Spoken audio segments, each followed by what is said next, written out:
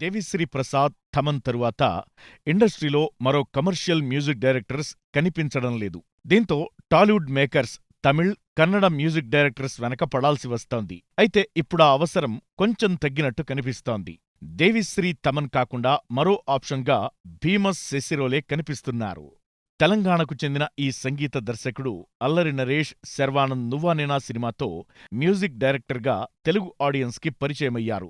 ఆ తరువాత జోరు, బెంగాల్ టైగర్, ధమాకా, బలగం, మ్యాడ్ వంటి సినిమాలకు సూపర్ హిట్ మ్యూజిక్ అందించి ఆకట్టుకున్నారు. ఇక రీసెంట్గా టిల్లు స్క్వేర్కి అదిరిపోయే బ్యాక్గ్రౌండ్ స్కోర్ ఇచ్చి అదుర్సనిపించారు. దీంతో ఈ సంగీత దర్శకుడు టాలీవుడ్ దర్శక నిర్మాతల దృష్టిలో పడ్డారు. ఇంకేముంది, వరుసపెట్టి ఆఫర్లు భీమస్ సిసిరోలే చెంతకి చేరుతున్నాయి.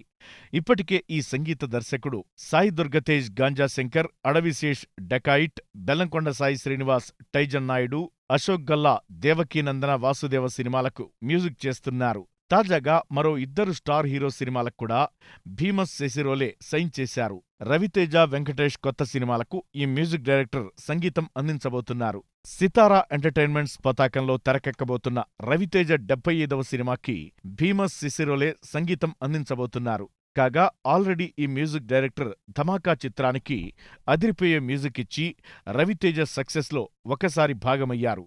ఇక దిల్ రాజు నిర్మాణంలో వెంకటేష్ హీరోగా అనిల్ రావిపూడి డైరెక్ట్ చేయబోయే సినిమాకు కూడా భీమస్ సెసిరోలే మ్యూజిక్ డైరెక్టర్గా ఎంపికయ్యారు. మరి రానున్న రోజుల్లో ఇంకెన్ని ఆఫర్స్ని అందుకుంటారో చూడాలి.